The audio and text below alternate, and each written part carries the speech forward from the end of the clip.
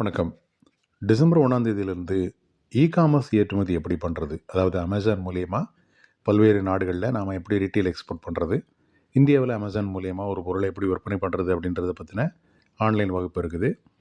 ஸ்க்ரீனில் தெரிகிற நம்பருக்கு இ-காமர்ஸ் எக்ஸ்போர்ட்னு வாட்ஸ்அப் கொடுங்க. டீட்டெயில்ஸ்லாம் அனுப்பிச்சி வைப்பாங்க. பார்த்துட்டு இன்ட்ரெஸ்ட் இருந்ததுன்னா என்ரோல் ஆகிக்கலாம். இப்போ ஒரு பையரை நேர்லையோ அல்லது ஆன்லைன்லேயோ பேசும்போது நாம் நம்மளோட ப்ராடக்டை பற்றி எடுத்து சொல்லுவோம். அது மட்டும் இல்லாமல் ஒரு 5 கீ பாயிண்ட்ஸை அப்போ பேசணும் அப்படின்னா நமக்கு ஆர்டர் கிடைக்கிறதுக்கான வாய்ப்பு அதிகம். ஸோ அந்த கீ பாயிண்ட்ஸ் தான் இந்த வீடியோவில் பார்க்க போகிறோம். ஃபஸ்ட்டு பார்த்தீங்க அப்படின்னா நம்ம ப்ராடக்டோட குவாலிட்டி சர்டிஃபிகேட் கையில் வச்சுருக்கிறது ரொம்ப நல்லது. சிலர் ரொம்ப வருஷமாக இந்தியாவில் பிஸ்னஸ் பண்ணிகிட்டு இருப்பாங்க. கம்பெனிக்கு ஐஎஸ்ஓலாம் இருக்கும். அப்படி இருந்தது அப்படின்னா அதையும் நாம் காமிக்கலாம். ஸோ குவாலிட்டி அப்படின்றது தான் பையருக்கு ரொம்ப ரொம்ப முக்கியம். அதை பார்த்தோடனே பையர் ஃப்ளாட் ஆகிறதுக்கு வாய்ப்பு இருக்குது. சரி, நல்ல குவாலிட்டியான ப்ராடக்ட் பண்ணுறாங்க, இவங்ககிட்டே கொடுக்குறதுக்கு யோசிக்கலாம் அப்படின்னாது முடிவு பண்ண வாய்ப்பு இருக்குது.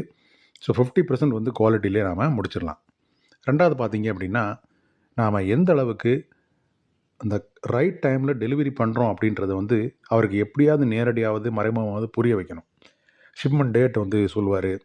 அதாவது டைம் கேட்பார், எவ்வளோ நாளில் நீங்கள் தயாரித்து கொடுப்பீங்கன்னு. நாம் ஒரு 35 நாள் சொல்கிறோம் அப்படின்னா 30 நாளில் முடியுமான்னா உடனே சரின்றக்கூடாது. 5 நாள் தானே அடித்து பிடிச்சி பண்ணலாம்னு சொல்லிடக்கூடாது. இல்லை சார் 35 நாள் கரெக்டாக வேணும், எனக்கு அப்போ தான் இதை எந்த ஒரு டென்ஷன் இல்லாமல் முடிக்க முடியும் அப்படிங்கிற மாதிரி சொல்லணும். கொஞ்சம் ரிமோட் லொக்கேஷன், அதாவது ஐஸ்லாண்டு இந்த மாதிரி நாடுகள்லேருந்து பையராக இருந்தது அப்படின்னா உங்கள் நாட்டுக்கு அடிக்கடி எனக்கு ஷிப் ஃப்ரீக்வன்சி கிடையாது. அதனால் நீங்கள் எனக்கு ஆர்டர் ஷீட் இஷ்யூ பண்ணுற முன்னாடி எனக்கு டேட் சொல்லுங்கள்.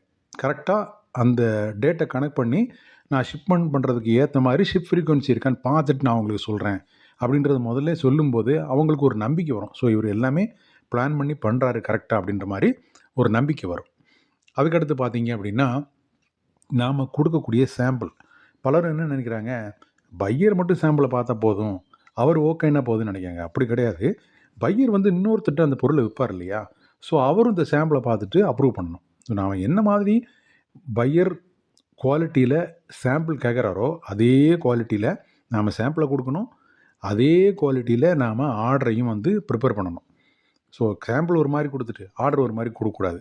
ரெண்டாவது, சாம்பிளை வாங்கி பார்த்து பையர் அதில் ஏதாவது கரெக்ஷன் சொன்னார் அப்படின்னா அதை ஆர்டரில் கரெக்டாக இருக்கா அப்படின்றத பார்த்து அவர் சொன்ன கரெக்ஷனை நம்ம சரியாக பண்ணியிருக்கோமா அப்படின்றத என்ஷூர் பண்ணிக்கணும். அது ரொம்ப ரொம்ப முக்கியம். அதுக்கடுத்து பார்த்தீங்க அப்படின்னா கம்யூனிகேஷன். இந்தியாவில் இதுதான் பெரிய பிரச்சனை. ப்ராப்பராக பையரோட கேள்விகளுக்கு பதில் சொல்கிறதே இல்லை. அவர் ஒன்று கேட்குறது, நாம் ஒன்று பதில் சொல்கிறது, இல்லை மெசேஜை பார்த்துட்டு பதில் சொல்லாமலே இருக்கிறது. இதெல்லாம் ரொம்ப ரொம்ப தப்பு. இதை அவமானப்படுத்துகிற மாதிரி. நம்ம ஊரில் இந்த மாதிரி ஒரு மெசேஜை பார்த்துட்டு ரிப்ளை கொடுக்கலன்னா பெருசாக யாரும் கண்டுக்க மாட்டாங்க.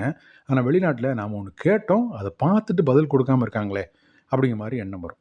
ஸோ அதுக்கு நமக்கு அவர் கேட்ட கேள்விக்கு உடனே பதில் கொடுக்க முடியாட்டால் கூட இதை நான் செக் பண்ணிட்டு ஒரு 2 ஹவர்ஸில் உங்களுக்கு சொல்கிறேன் அப்படின்னா அது ஒரு மெசேஜ் போடணும்.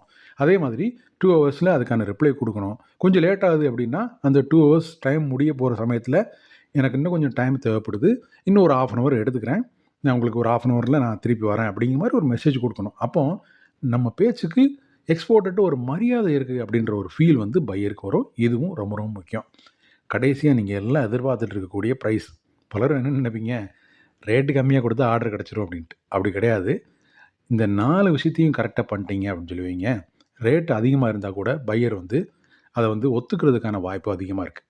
ஏன்னா நல்ல குவாலிட்டியை மெயின்டைன் பண்ணுறீங்க, கரெக்டாக ஷிப்மெண்ட் பண்ணுறீங்க, அவர் கேட்ட கேள்விக்கு கரெக்டாக பதில் சொல்கிறீங்க.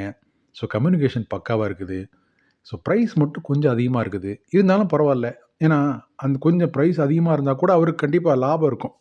ஸோ அப்படி லாபம் இருக்கும்போது கம்மியான ப்ரைஸில் எக்ஸ்போர்ட்னால் என்னென்னே தெரியாமல் கமிட்மெண்ட்டை கரெக்டாக ஹானர் பண்ணாத ஒருத்தட்ட பிஸ்னஸ் பண்ணுறத விட இவர் எல்லாமே பக்காவாக இருக்கார், ப்ரைஸ் மட்டும் கொஞ்சம் அதிகம், நம்ம லாபத்தில் கொஞ்சம் குறையும், பரவாயில்ல நம்ம இவர்கிட்டே போகலாம் அப்படின்னு உங்ககிட்டே வர்றதுக்கு வாய்ப்பு இருக்குது. ஸோ இதுதான் நாம் எக்ஸ்போர்ட் ஆர்டரை பையர்கிட்ட பேசும்போது கன்ஃபார்ம் பண்ணுறதுக்கான 5 முக்கியமான கீ பாயிண்ட்ஸ்.